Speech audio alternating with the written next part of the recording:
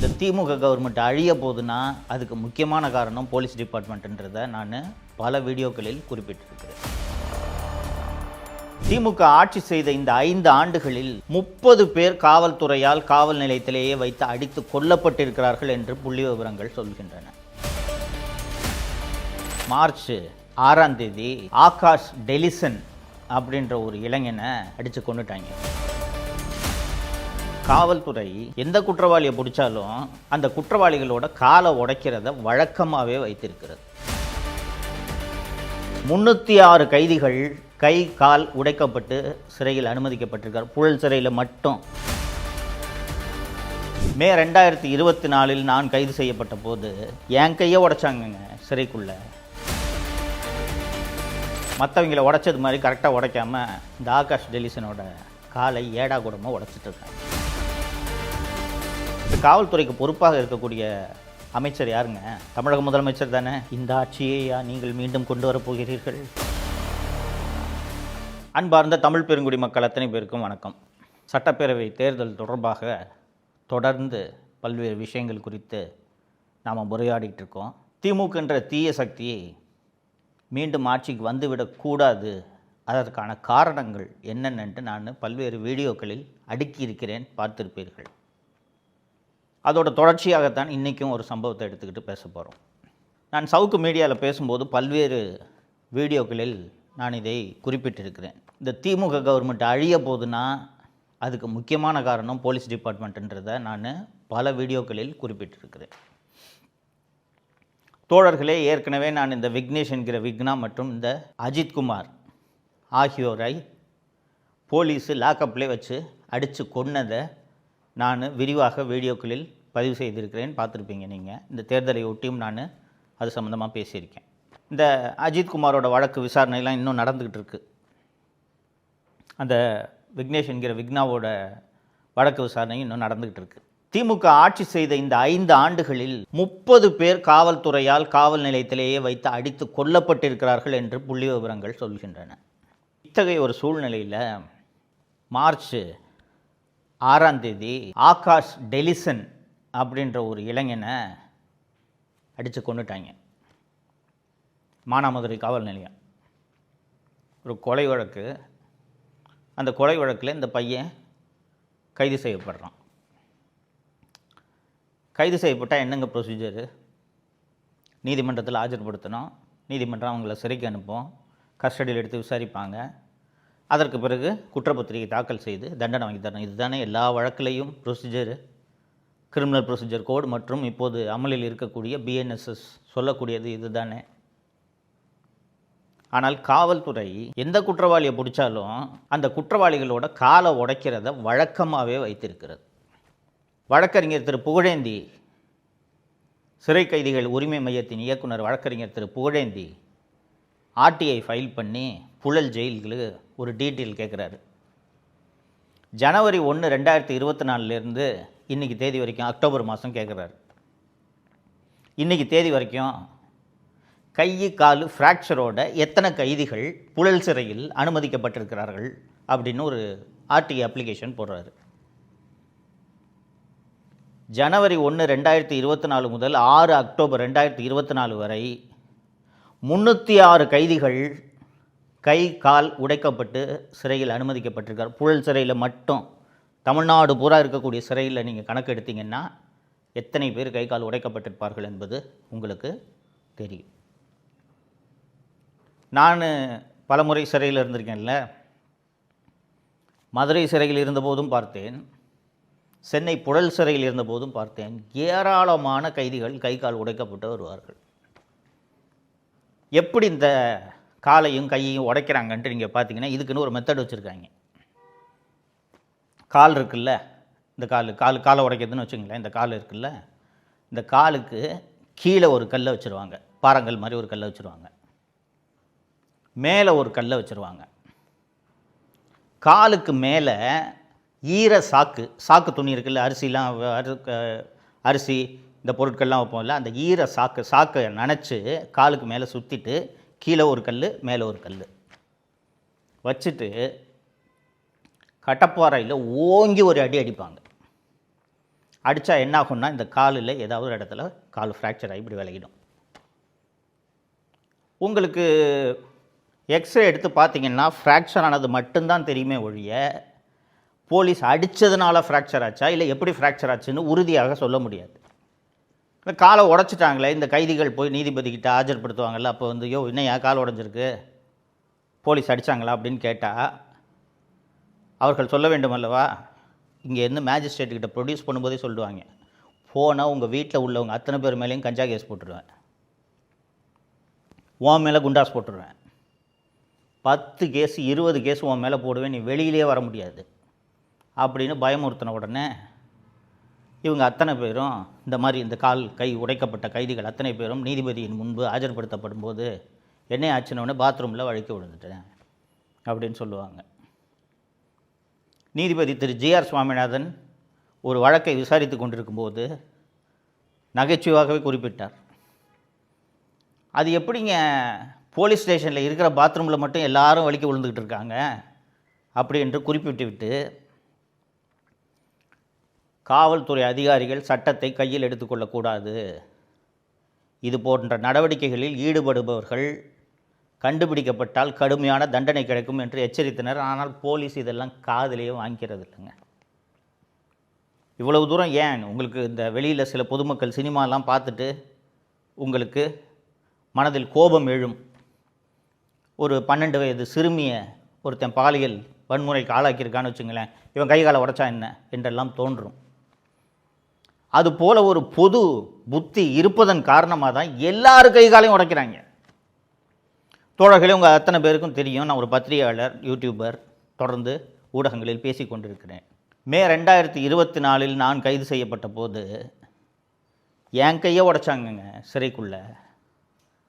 கோவை சிறைக்குள்ளே நான் சென்றபோது என் கண்கள் கட்டப்பட்டு 20 சிறைக்காவலர்கள் சேர்ந்து அடித்து எனது வலது கையில் 3 இடங்களில் எலும்பு முறிவு ஏற்பட்டது. எக்ஸ்ரே இப்போ எடுத்து பார்த்தா கூட எக்ஸ்ரேயில் இது தெரியும். இப்போ திருப்பி நாம் இந்த ஆகாஷ் டெலிசன் கதைக்கு வருவோம். ஆகாஷ் டெலிசன் 6/3/2026 அன்று இந்த கொலை வழக்கில் கைது செய்யப்படுகிறார். 2 நாள் கழித்து மூச்சு திணறலால் ஆகாஷ் டெலிசன் இறந்து போய் விடுகிறார்னு தகவல் காவல்துறையால் பரப்பப்படுகிறது. பரப்பப்பட்ட உடனே அவங்க உறவினர்கள்லாம் போராட்டம் நடத்த ஆரம்பிச்சிட்டாங்க, ரோட்டை மறிச்சிடுறாங்க. ரோட்டை மறித்த உடனே போலீஸ் பயந்து போய் உடனடியாக நீதித்துறை நடுவரோட விசாரணைக்கு உத்தரவிடுகிறார்கள். இந்த ஆகாஷ் டெலிசன் நான் ஏற்கனவே குறிப்பிட்டது போல கால் உடைக்கப்படுகிறது.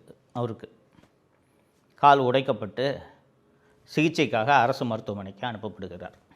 மற்றவங்கள உடைச்சது மாதிரி கரெக்டாக உடைக்காமல் இந்த ஆகாஷ் டெலிசனோட காலை ஏடா கூடமாக உடைச்சிட்ருக்காங்க. அந்த கால் உடஞ்சிச்சு இல்லையா, அதில் இரத்தப்போக்கு ஏற்பட்டு அதனாலேயே இந்த ஆகாஷ் இறந்து போய் விடுகிறார். தோழர்களே, இதுக்கு பிறகும் காவல்துறை இதை மூடி மறைக்க என்ன கதையை சொன்னாங்க தெரியுமா?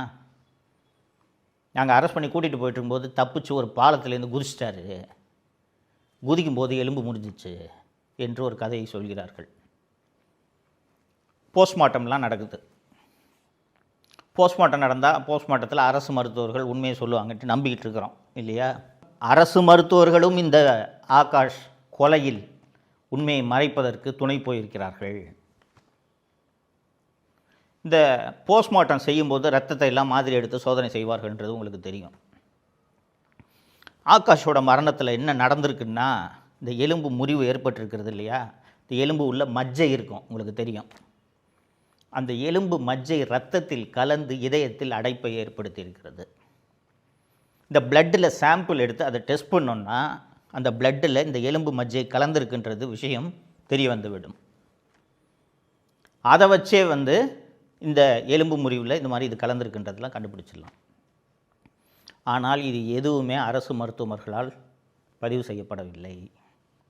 அதற்கு பிறகு ஒரு பாலத்திலேருந்து கீழே நீங்கள் உண்மையிலே விழுந்து கால் முறிவு ஏற்படுகிறதுன்னு வச்சுக்கோங்க, கரெக்டாக ஒரே ஒரு இடத்துல எலும்பு முறிவு மட்டுமா இருக்கும், சிராய்ப்பெல்லாம் இருக்காது. பாலத்து மேலேருந்து விழுறீங்க.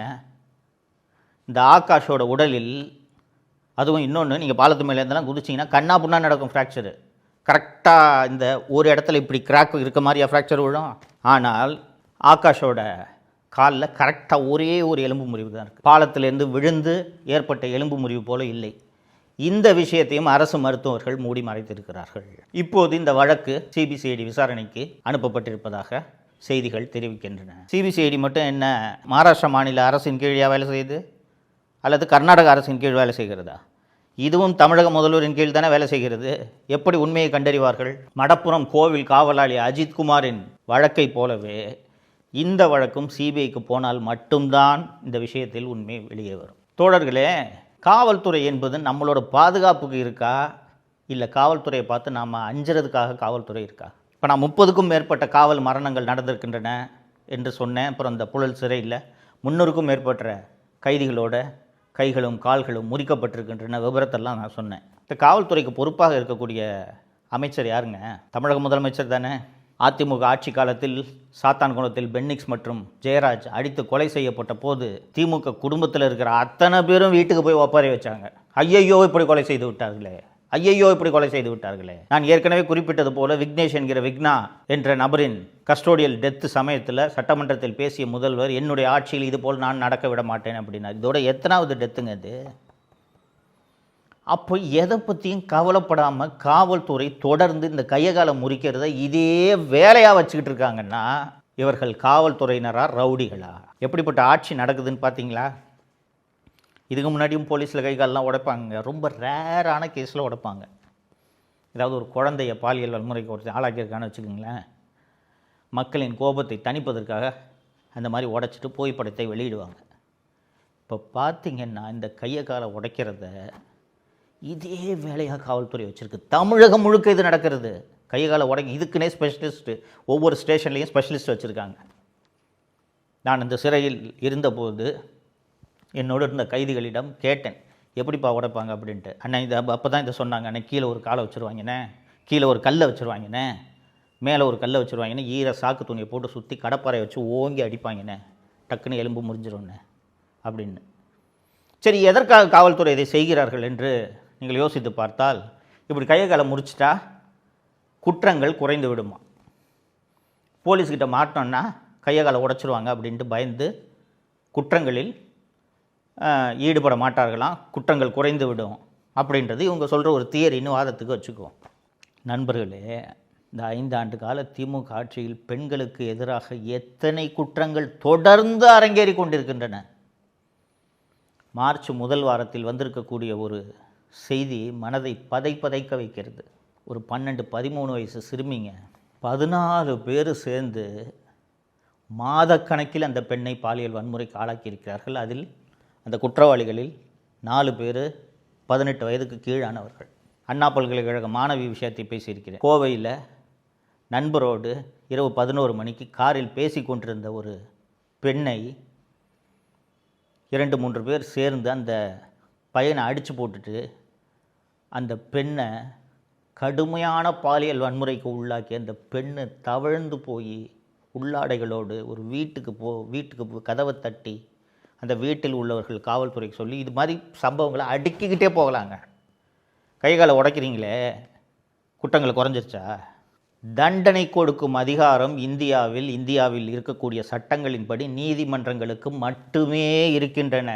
கையை கால இந்த மாதிரி குற்றவாளிகள், குற்றம் சாட்டப்பட்டவர்கள், ரொம்ப முக்கியமாக குற்றவாளிகள் என்று நீதிமன்றம் தான் முடிவு செய்ய வேண்டும். குற்றம் சாட்டப்பட்டவர்கள், இந்த குற்றம் சாட்டப்பட்டவர்களோட கையை காலை உடைக்கிறதும் என்கவுண்டரை சுடுறதும் போலீஸே செஞ்சுட்டா நீதிமன்றங்கள் எதற்கு? இந்த நாட்டில் ஜனநாயகம் இருக்கிறதா?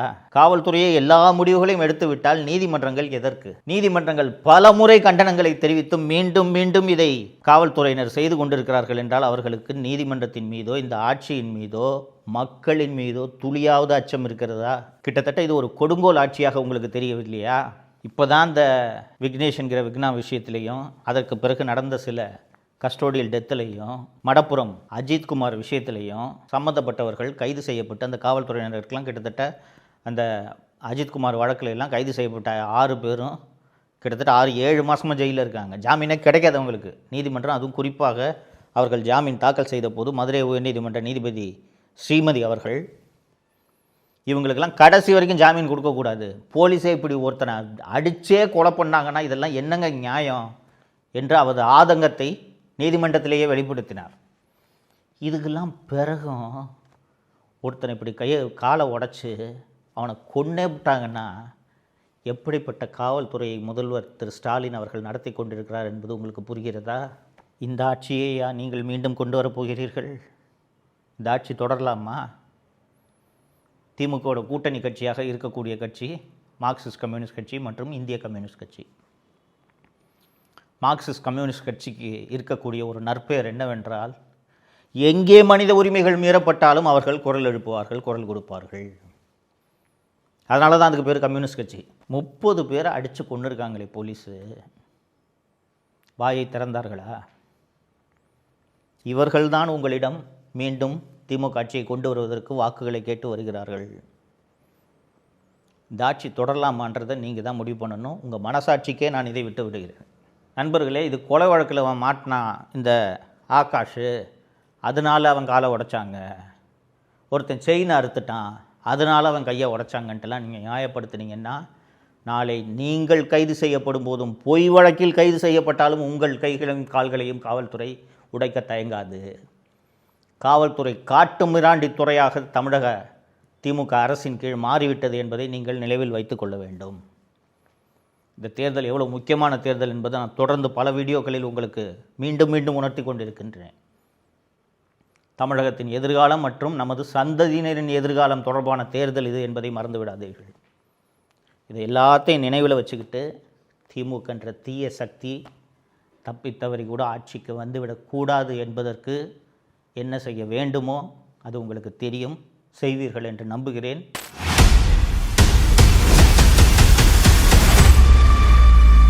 இந்த திருப்பரங்குன்றம் விவகாரம் ஒரு மிகப்பெரிய சர்ச்சையாக தமிழகத்தில் உருவானது உங்களுக்கு நினைவில் இருக்கும். இந்த மலை இஸ்லாமியர்களுக்கு சொந்தமா இந்துக்களுக்கு சொந்தமா? இந்த மலை மேலே உட்காந்து மட்டன் பிரியாணி சாப்பிட்ற ஃபோட்டோவை வேண்டுமென்றே வெளியிடுகிறார். திமுக அரசின் சார்பான இந்து சமய அறநிலைத்துறை இல்லை அங்கே தீபம் ஏற்றக்கூடாது, எல்லா வீட்லேயும் தீபம் ஏற்றுறோம், சாமி ரூமில் பூஜை ரூமில் மட்டுமா தீபம் ஏற்றுறோம், வீடு வாசல் முழுக்க தெரு முழுக்க தீபம் ஏற்றுவது இல்லையா? அப்போது அவர்களுக்கு சொந்தமான எந்த இடத்தில் தீபம் ஏற்றினால் என்ன? இந்த டிவிஷன் பெஞ்ச் நீதிபதி திரு ஜெயச்சந்திரன் அவர்கள் தலைமையிலான டிவிஷன் பெஞ்சு தீபம் அங்கே ஏற்றலாமா வேண்டாமா என்ற மேல்முறையீட்டை நாங்கள் எடுத்துக்கொள்கிறோம் விசாரணைக்கு. திருப்பரங்குன்றம் மலையில் தீபத்தூண் மீது கார்த்திகை தீபத்தன்று தீபம் ஏற்றலாம் என்று தீர்ப்பளித்தார் என்ற ஒரே காரணத்துக்காக நீதிபதி திரு ஜி.ஆர். சுவாமிநாதன் மீது இது மத கலவரத்தை மத துவேஷத்தை உண்டு செய்யும் வேலையா இல்லையா? சொல்லுங்கள் நீங்கள். இப்போ பிஜேபி தீய சக்தியா திமுக தீய சக்தியா சொல்லுங்கள். இப்போ ஏன் திமுகவை தீய சக்தின்னு வர்ணிக்கிறாங்கன்றது தெரியுதா? வாக்கு அரசியலுக்காக எந்த எல்லைக்கும் திமுக செல்லும் என்பதற்கு திருப்பரங்குன்றம் விவகாரமே ஒரு மிகச்சிறந்த உதாரணம். தமிழ் பெருங்குடி மக்கள் அத்தனை பேருக்கும் அன்பார்ந்த வணக்கம். 2026 சட்டப்பேரவை தேர்தல் தொடர்பாக தொடர்ந்து பல்வேறு விஷயங்களை விவாதித்து கொண்டிருக்கிறோம். குறிப்பாக தொடர்ந்து நான் உங்களோடு உரையாடுவதற்கு முக்கியமான காரணம், தப்பித்தவரை கூட திமுக என்ற தீய சக்தி ஆட்சிக்கு வந்துவிடக்கூடாது என்பதற்காகத்தான். திமுகவை தீய சக்தின்ட்டு ஒரு கட்சியை போய் தீய சக்தின்ட்டு விமர்சிக்கிறது சரியா என்று நிறைய பேர் கேள்வி எழுப்புகிறார்கள், திமுகவினரே எழுப்புகிறார்கள். அதற்கான பல்வேறு காரணங்களை இதற்கு முன்பு பேசிய வீடியோக்களில் நான் விளக்கியிருக்கிறேன். இன்றைக்கி நாம் பேச போகிற இந்த சப்ஜெக்ட் என்னன்றதை நீங்கள் பார்த்தீங்கன்னா, எவ்வளோ ஒரு மோசமான தீய சக்தி திமுக அப்படின்றத நீங்கள் எல்லாருமே புரிஞ்சுக்குவீங்க.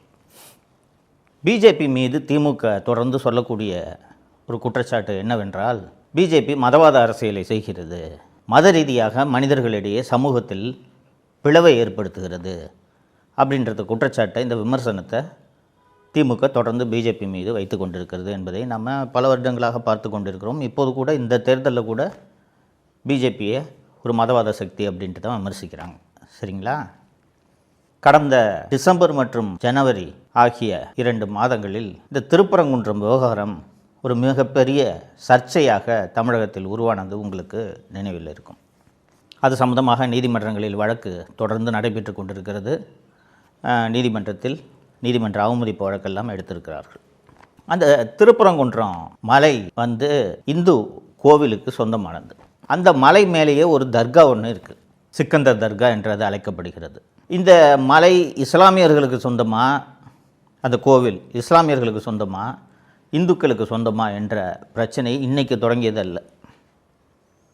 பிரிட்டிஷார் நம்மை ஆட்சி செய்து கொண்டிருந்த போதே இந்த பிரச்சனை தொடங்கியது. அப்போது இது யாருக்கு சொந்தம் என்று பிரச்சனை சிவில் நீதிமன்றத்தில் தொடங்கி உயர்நீதிமன்றத்துக்கு போய், அப்போதெல்லாம் உச்சநீதிமன்றம் என்பது ஒன்று கிடையாது, லண்டனில் ப்ரிவி கவுன்சில்னு சொல்லுவாங்க. அந்த ப்ரிவி கவுன்சில் தான் அப்போது பிரிட்டிஷ் ஆளுகையின் கீழ் உச்சநீதிமன்றமாக இருந்தது. அந்த ப்ரிவி கவுன்சில் தான் இறுதியானது. ஸோ இந்த வழக்கு ப்ரிவி கவுன்சில் வரைக்கும் போகுது.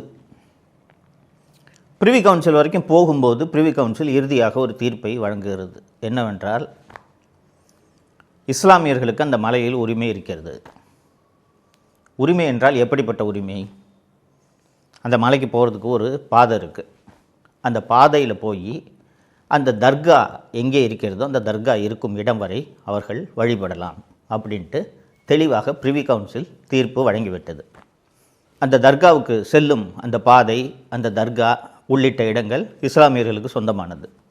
அவர்கள் அங்கே சென்று வழிபடலாம். அதை தவிர்த்து, அவர்களுக்கென்று இந்த இடம் மார்க் பண்ணியிருக்கு இல்லையா, அதை தவிர்த்து மீதமுள்ள இடங்கள் அத்தனையுமே இந்து கோவிலுக்கு, சுப்பிரமணிய சாமி கோவிலுக்கு சொந்தமானது என்று அந்த ப்ரிவி கவுன்சில் தீர்ப்பில் தெளிவாக சொல்லிவிட்டது. ரைட்டுங்களா? கடந்த ஆண்டு 25 புதுசாக ஒரு பிரச்சனையை திமுக கிளப்புது. ராமநாதபுரத்தை சேர்ந்த திராவிட முன்னேற்ற கழக எம்பி நவாஸ்கனி என்பவர் முதலில் இந்த பிரச்சனையை தொடங்குகிறார். அந்த மலையில் ஆடு கோழிலாம் பலியிடலாம், இஸ்லாமியர்களுக்கு அந்த உரிமை இருக்குன்ட்டு ஒரு சர்ச்சை லேசாக தொடங்குது. அந்த சர்ச்சை அப்படியே போய்கிட்டே இருக்கிற சமயத்தில் இந்த நவாஸ்கனி எம்பி போய் அந்த மலை மேலே உட்காந்து மட்டன் பிரியாணி சாப்பிட்ற ஃபோட்டோவை வேண்டுமென்றே வெளியிடுகிறார். இது வெளியிட்ட உடனே அப்படியே இது சர்ச்சையாக மாறுகிறது. இந்த சூழ்நிலையில் கார்த்திகை தீபம் வருகிறது. கார்த்திகை தீபம் வரும்போது அந்த மலையின் உச்சியிலேயே ஒரு தீபத்தூண் இருக்கிறது. அந்த தீபத்தூணில் இந்த ஆண்டு கார்த்திகை தீபத்துக்கு தீபம் ஏற்ற வேண்டும் என்று இந்துக்கள் தரப்பில் சென்னை உயர்நீதிமன்ற மதுரை கிளையில் வழக்கு தொடுக்கப்படுகிறது. இந்த கார்த்திகை தீபத்தன்னைக்கு திருவண்ணாமலை உள்ளிட்ட பல்வேறு கோவில்களில் மலையின் உச்சியில் தீபம் ஏற்றுவார்கள். இதை நம்ம பார்த்துருக்கோம். இது வழக்கம், பல கோவில்களில் இது வழக்கம். இந்த கோவில்லையும் இந்த தீபத்தூண் இருக்கிற இடத்துல தீபம் ஏற்றணும் அப்படின்ட்டு போய் வழக்கு தொடுக்கிறாங்க. இதற்கு முன்பு வரை இந்த கார்த்திகை தீபத்தன்னைக்கு வேறு ஒரு இடத்துல தீபம் ஏற்றிக்கிட்டு இருக்காங்க. இந்த வாட்டி அந்த மலை உச்சியில் மேலே இருக்கிற இடத்துல தீபம் ஏற்றணும் அப்படின்ட்டு தான் இந்துக்கள் தரப்பில் வழக்கு தொடுக்கப்படுகிறது. நீதிபதி திரு GR சுவாமிநாதன் அவர்கள் அந்த தீபத்தூண் மீது தீபம் ஏற்றலாம், தவறில்லை அப்படின்னு சொல்லிட்டு ரொம்ப டீட்டெயிலாக ஒரு தீர்ப்பு கொடுக்குறார். ரொம்ப அழகான தீர்ப்பு.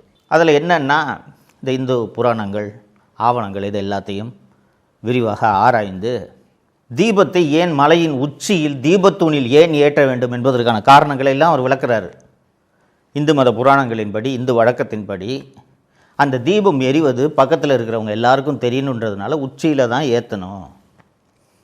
அரசு சார்பில், இந்து அறநிலையத்துறை சார்பில், கோவில் அறங்காவலர்கள் சார்பில் என்ன வாதிடப்படுகிறது என்றால், இவ்வளோ நாளாக நாங்கள் வேறு ஒரு இடத்துல ஏற்றிக்கிட்டு இருந்தோம், இப்போ எப்படிங்க மலை உச்சியில் இந்த தீபத்தூண் இருக்கிற இடத்துல போய் ஏற்றுறது, அது தீபத்தூணே கிடையாது அப்படின்னு எப்படி கோவில் சார்பாக வாதிடப்படுகிறது. அந்த கோவில், ஒரு கோவில் எப்படி என்றால், அந்த கோவில் அதற்கு சொந்தமான இடத்தை பாதுகாக்க வேண்டும். ஏங்க இது எங்கள் இடங்க, நாங்கள் எங்கே வேணாலும் தீபம் ஏற்றுவோங்கன்னு தான் வாதிடணும். ஆனால் திமுக அரசின் சார்பான இந்து சமய அறநிலையத்துறை இல்லை அங்கே தீபம் ஏற்றக்கூடாது அப்படின்னு வாதிடுறாங்க. GR சுவாமிநாதன் அவர்கள் அவரோட தீர்ப்பிலேயே இதை சொல்கிறாரு. இங்கே பாருங்கள், இந்த கார்த்திகை தீபம் எப்படி கொண்டாடப்படுதுன்றதெல்லாம் சொல்லிவிட்டு, கார்த்திகை தீபத்தன்று எல்லா வீட்லேயும் தீபம் ஏற்றுறோம், சாமி ரூமில் பூஜை ரூமில் மட்டுமா தீபம் ஏற்றுறோம், வீடு வாசல் முழுக்க தெரு முழுக்க தீபம் ஏற்றுவது இல்லையா? ஸோ இந்துக்களுக்கு சொந்தமான இடம் இந்த இடம் என்பதில் எந்த சர்ச்சையும் இல்லை. பிரிவி கவுன்சில், லண்டன் பிரிவி கவுன்சில் அதை முடிவு பண்ணிடுச்சு. அப்போது அவர்களுக்கு சொந்தமான எந்த இடத்தில் தீபம் ஏற்றினால் என்ன? அந்த மலை உச்சியில் ஏற்றணும்னு சொல்கிறாங்க, அந்த இடத்துல ஒரு தீபத்தொன்று இருக்குதுன்னு சொல்கிறாங்க, அங்கே ஏற்றினா உங்களுக்கு என்ன பிரச்சனை? அது இஸ்லாமியர்களுக்கு சொந்தமான இடமாக இருந்தால் அந்த இடத்துல ஏற்றக்கூடாதுன்றதில் நியாயம் இருக்குது, நான் ஏற்றுக்கிறேன். ஆனால் இந்துக்களுக்கு சொந்தமான இடம், அந்த இடத்துல தான் தீபம் ஏற்றணுன்ட்டு இந்து சமய அறநிலையத்துறை வாதிட வேண்டும், அந்த கோவில் அறங்காவலர்கள் மற்றும் கோவில் நிர்வாகம் வாதிட வேண்டும். மாறாக அவங்களே இந்த இடத்துல தீபம் ஏற்றக்கூடாதுன்னு வாதிடுவது எங்களுக்கு வினோதமாக இருக்கிறது. அதனால் இந்த முறை அந்த இடத்துல தீபம் ஏற்றணும் அப்படின்னு நீதிபதி ஒரு உத்தரவை பிறப்பிக்கிறார். இந்த உத்தரவு பிறப்பிக்கப்பட்டவுடன் தமிழ்நாடு அரசு, திமுக அரசு, விடியல் அரசு அந்த இடத்துல தீபம் ஏற்றக்கூடாது. ஏனென்றால் இஸ்லாமியர்களுக்கு ஆதரவாக நிற்கிறாங்களாம். இல்லை, நீங்கள் ரொம்ப குறிப்பாக கவனிக்க வேண்டும், இஸ்லாமியர்கள் தரப்பிலிருந்து இதற்கு எந்த எதிர்ப்பும் தெரிவிக்கப்படவில்லை. என்ன காரணம்னா, வருஷத்துக்கு ஒரு வாட்டி கார்த்திகை தீபத்து அன்றைக்கி ஒரு தீபம் ஏற்றுறாங்க, ஏற்றிக்கிட்டு போட்டுமே, நமக்கு என்ன பிரச்சனை வந்துச்சு? நமக்கு போய் வழிபடுறதுக்கு ஒரு பக்கம் உரிமை இருக்குது, அந்த உரிமையில் யாரும் தலையிடல. அவங்க எங்கேயாவது தீபம் ஏற்றிட்டு போகிறாங்க, நமக்கு என்ன வந்துச்சு என்று அவர்கள் தரப்பில் எந்த குறையும் சொல்லவில்லை, எந்த முறையீடும் செய்யவில்லை. ஆனால் இந்த பிரச்சனையை கிளப்புனதே தமிழக அரசு, திமுக அரசு. என்னென்னா, சிறுபான்மையினரின் காவலர்களாக இவர்கள் இருக்கிறார்களாம். இல்லாத ஒரு மத பிரச்சனையை வேண்டுமென்றே உருவாக்கினார்கள். ஆச்சுங்களா? தீபம் ஏற்றலாம் அனுமதிக்க மாட்டோன்னு சொல்லிவிட்டு மாவட்ட நிர்வாகம், மதுரை கமிஷனர் லோகநாதன் உள்ளிட்டோர் தீபம்லாம் ஏற்ற முடியாதுங்கன்னு சொல்லிட்டாங்க. சொன்ன உடனே மனு தொடுத்த மனுதாரர் தரப்பு ரவிக்குமார் என்பவர் தான் மனு தொடுத்தார், ராம ரவிக்குமார் என்பவர் தான் மனு தொடுத்தார். அவர் அந்த ராம ரவிக்குமார் போய், ஐயா நீங்கள் உத்தரவு போட்டிங்க இந்த மாதிரி தீபம் ஏற்றணுன்ட்டு, தீபம் ஏற்றக்கூடாதுன்ட்டு மாவட்ட நிர்வாகம் அனுமதி மறுக்குது, அதனால் எங்களால் தீபம் ஏற்ற முடியல, அதனால் நீதிமன்ற அவமதிப்பு வழக்காக இதை கருதி மாவட்ட நிர்வாகத்தை, மாவட்ட ஆட்சியர் மற்றும் கமிஷனர் லோகநாதன் உள்ளிட்டோரை தண்டிக்கணும் என்று அவர்கள் ராம ரவிக்குமார் சார்பில் ஒரு நீதிமன்ற அவமதிப்பு வழக்கு தொடுக்கப்படுகிறது.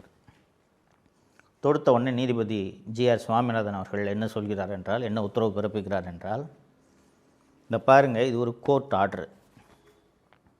நீதிமன்றம் ஒரு உத்தரவு பிறப்பித்தால் அதை நிறைவேற்றுவதை தவிர மாவட்ட நிர்வாகத்திற்கு வேறு வழியே கிடையாது. அப்படி இருக்கும்போது ஏதோ ஒரு காரணத்தை சொல்லி நாங்கள் தீபத்தை அனுமதிக்க முடியாதுன்னு சொல்கிறதெல்லாம் கோர்ட்டு வேடிக்கை பார்த்துட்டு இருக்க முடியாது. இந்த கோர்ட்டு ஒரு உத்தரவு போட்டுச்சுன்னா இது சிங்கிள் ஜட்ஜு கோர்ட்டு, 2 நபர் நீதிபதிகள் கொண்டு டிவிஷன் பெஞ்சு இருக்குது. அந்த டிவிஷன் பெஞ்சில் போய் இந்த தீர்ப்புக்கு தடை வாங்கினீங்கன்னா நான் ஒன்றுமே சொல்ல போகிறதில்ல. தடையும் வாங்காமல் இந்த தீர்ப்பை அமல்படுத்த மாட்டேன்னு சொல்கிறது எப்படி வேடிக்கை பார்த்துட்டு இருக்க முடியும்? அதனால் நீதிமன்றத்தின் பாதுகாப்பை உறுதி செய்யக்கூடிய மத்திய தொழில் பாதுகாப்பு படை சிஏஎஸ்எஃப் வீரர்கள் துணையோடு மனுதாரரான திரு ராம ரவிக்குமார் மற்றும் 6 பேர் மலை உச்சியில் போய் அந்த தீபத்தூணில் தீபம் ஏற்றணும், சாயங்காலம் 6 மணிக்குள்ளே இந்த தீபத்தை ஏற்றணுன்ட்டு உத்தரவு போடுகிறார். ஆச்சுங்களா? கோர்ட்டு இப்படி நீதிமன்ற அவமதிப்பு வழக்கை எடுத்து கோர்ட்டு இப்படி ஒரு உத்தரவு போட்டிருக்கே, இப்போதாவது இதை பின்பற்ற வேண்டுமா இல்லையா? கவர்மெண்ட் என்ன பண்ணுச்சு தெரியுமா? அந்த மாவட்ட நிர்வாகம் அந்த மலையில் கலவரம் நடக்க போகுது, அதனால் 3 பேருக்கு மேலே அந்த இடத்தில் கூடக்கூடாதுன்னு 144 தடை உத்தரவை போடுகிறார்கள். ராம ரவிக்குமார் இந்த சிஎஸ்எஃப் பாதுகாப்பு படை வீரர்களோடு நீதிமன்ற உத்தரவின்படி தீபம் ஏற்றலான்ட்டு அங்கே போகிறாரு. அங்கே போனால் 100 கணக்கில் காவல்துறையினர் குவிக்கப்பட்டு ராம ரவிக்குமாரும் அனுமதிக்கப்படல, அந்த சிஎஸ்எஃப் படையினரும் அனுமதிக்கப்படல, தீபம் ஏற்ற அனுமதிக்கல. இது நேரடியான நீதிமன்ற அவமதிப்பு வழக்காக இல்லையா? ஒரு நீதிபதி உத்தரவு போடுறாரு, அந்த உத்தரவை எதிர்த்து மேல்முறையீடு செய்து அதற்கு நீங்கள் தடை வாங்கலாம். மாறாக அந்த உத்தரவை நிறைவேற்றாமல் 144 தடை உத்தரவு பிறப்பித்தால் என்ன ஆகும்?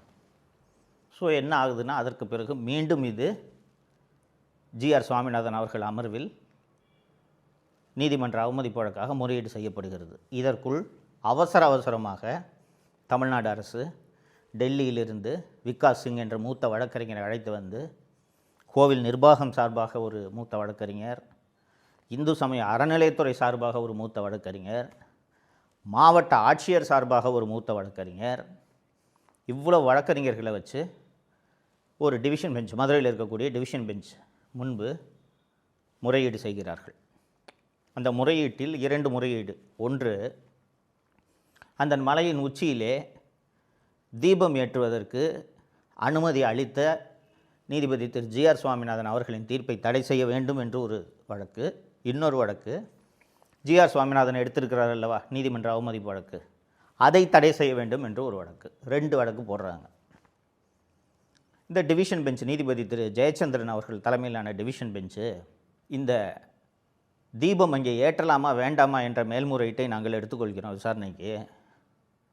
தீர்ப்புக்கு தடை விதிக்க முடியாது, ஆனால் நாங்கள் விசாரணைக்கு எடுத்துக்கிறோம். ஆனால் நீதிமன்ற அவமதிப்பு வழக்கை தடை செய்ய முடியாது, அதை திரு ஜி.ஆர். சுவாமிநாதன் அவர்களே விசாரிப்பார் அப்படின்னு சொல்லிட்டு மேல்முறையீட்டை எடுத்துக்கொள்கிறார்கள். யோசிச்சு பாருங்கள், இந்து சமய அறநிலையத்துறை இந்து கோவில்களின் நலனை பாதுகாக்க வேண்டும். மாறாக இந்து கோவில்களின் நலனுக்கு எதிராக, அந்த கோவிலின் நலனுக்கு எதிராக வாதாடுவதற்கு டெல்லியிலிருந்து மக்களின் வரிப்பணத்தில், கோவில் பணத்தில் லட்சக்கணக்கான ரூபாய்களை செலவு செய்து தமிழக அரசு வாதாடுகிறது.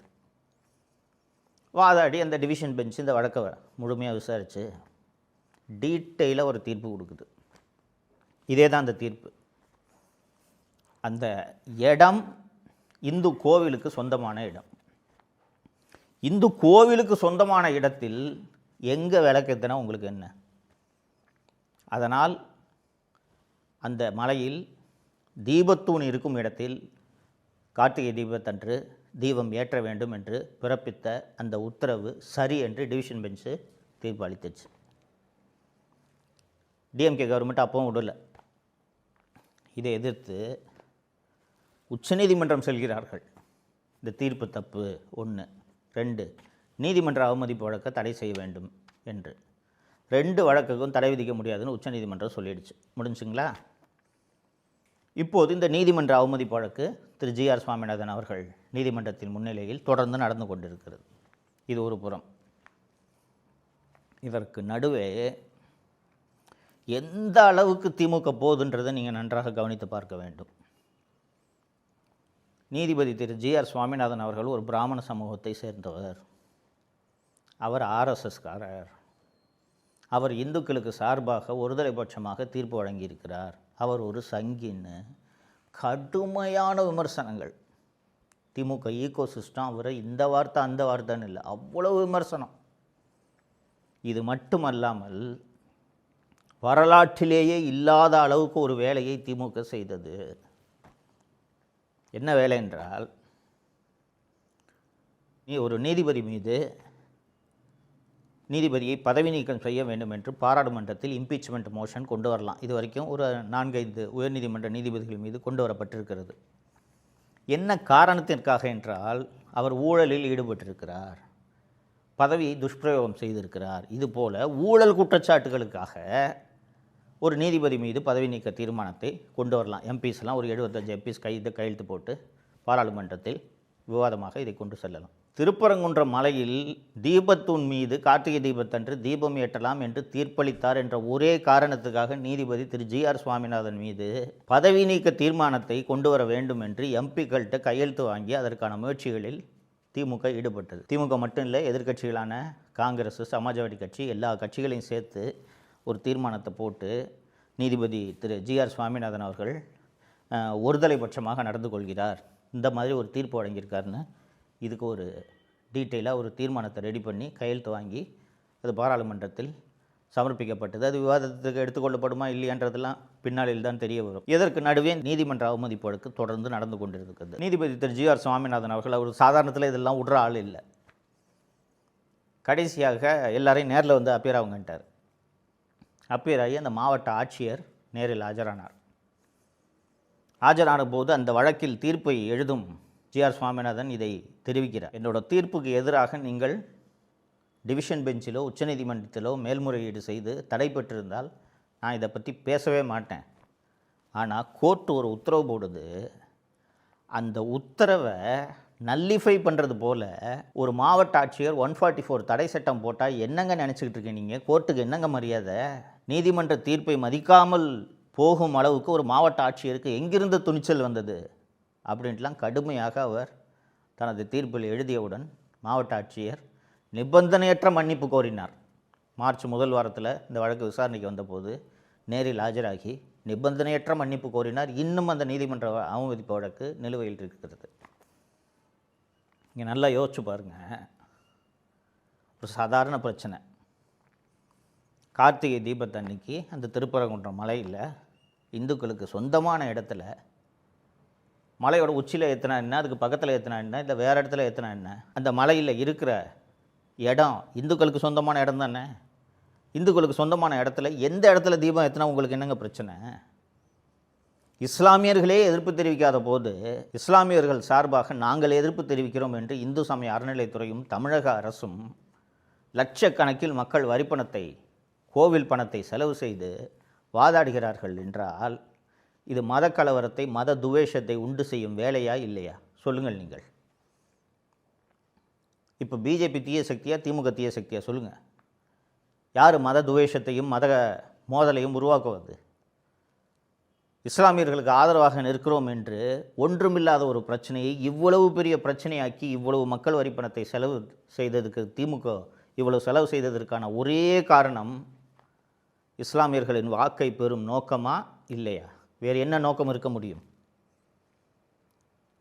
இப்போ ஏன் திமுகவை தீய சக்தின்னு வர்ணிக்கிறாங்கன்றது தெரியுதா? வாக்கு அரசியலுக்காக எந்த எல்லைக்கும் திமுக செல்லும் என்பதற்கு திருப்பரங்குன்றம் விவகாரமே ஒரு மிகச்சிறந்த உதாரணம். இது எல்லாத்தையும் நீங்கள் மனசில் வச்சுக்கணும். வாக்கு அரசியலுக்காக, சிறுபான்மையினர் வாக்குகளை பெறுவதற்காக மதக்கலவரத்தை தூண்டும் அளவுக்கு திமுக செல்கிறது என்பதை நீங்கள் நன்றாக நினைவில் வைத்து கொள்ள வேண்டும். மீண்டும் ஒரு முறை திமுக ஆட்சிக்கு வந்தால் யோசிக்காமல் தமிழ்நாட்டில் மதக்கலவரத்தை உருவாக்குவார்கள் என்பதை நீங்கள் நினைவில் வைத்துக் கொள்ளுங்கள். வட இந்தியாவில் எல்லாம் இருப்பது போல அல்லாமல் தமிழ்நாட்டில் எல்லா சமூகத்தினரும் ஒற்றுமையாக வாழ்ந்து கொண்டிருக்கிறார்கள். இங்கே ஒரு சமூகத்துக்கு ஆதரவான நிலைப்பாட்டை அரசே எடுக்கிறது. அதுதான் ரொம்ப சிக்கல். அரசே இந்த நிலைப்பாட்டை எடுத்து மக்களுக்கிடையே மத ரீதியான பிளவை உண்டு பண்ணி தேர்தலில் ஆதாயம் பெற வேண்டும் என்ற நோக்கத்தில் திராவிட முன்னேற்றக் கழகம் இந்த வேலைகளை எல்லாம் செய்து கொண்டிருக்கிறது என்பதை நீங்கள் வாக்களிக்கும் சமயத்தில் நினைவுபடுத்தி பார்க்க வேண்டும். இது ஒரு சாதாரண விஷயமாக கடந்து போக முடியாது. ஒன்றுமில்லாத ஒரு விஷயங்க. அந்த நீதிமன்றம் உத்தரவு போட்டதுபடி கார்த்திகை தீபத்து அன்னைக்கு மலை உச்சியில் ஒரு தீபம் ஏற்றிருந்தாங்கன்னா முடிச்சுட்டு அன்றைக்கி எல்லோரும் சாமி கும்பிட்டு அவங்க பாட்டு போயிருப்பாங்க. அவங்கவுங்க வேலையை பார்த்துக்கிட்டு போயிருப்பாங்க. இன்றைக்கி வரைக்கும் மதுரை உயர்நீதிமன்ற கிளையில் இந்த விவகாரம் நடந்து கொண்டிருக்கிறது. இவ்வளோ பெரிய பிரச்சனையாக இதை இழுத்ததற்கு காரணம் திமுகவா வேறு யார்? இதை எல்லாத்தையும் நீங்கள் மனசில் வச்சுக்கணும். ஏன் திமுக தீய சக்தின்னு சொல்கிறாங்கன்ட்டு இப்போ புரியுதா? மறந்து விடாதீர்கள் தோழர்களே. தப்பித்தவறி கூட இந்த தீய சக்தி ஆட்சிக்கு வந்து விடக்கூடாது. இதை நீங்கள் அத்தனை பேரும் மனதில் வைப்பதோடு அல்லாமல் ஒரு பாவம் பார்த்து, சரிங்க திராவிட மாடல் முதல்வர் வயசானவர் பாவம், இந்த ஒரு வாட்டி வாய்ப்பு கொடுக்கலாம் அப்படின்னு மீண்டும் இந்த குடும்பத்திற்கு வாக்களித்தீர்கள் என்றால் தமிழகத்தை தீராத இருளில் தள்ளிவிடுவீர்கள் என்பதை நீங்கள் நினைவில் வைத்து கொள்ள வேண்டும் என்பதற்காகத்தான் மீண்டும் மீண்டும் இந்த தீய சக்தியை பற்றி உங்களுக்கு விளக்கி சொல்லி கொண்டிருக்கிறேன். மறந்து விடாதீர்கள் தோழர்களே. திமுக என்ற தீய சக்தி தப்பி தவறி கூட ஆட்சிக்கு வந்துவிடக்கூடாது. நன்றி. தமிழகத்தை காப்போம்.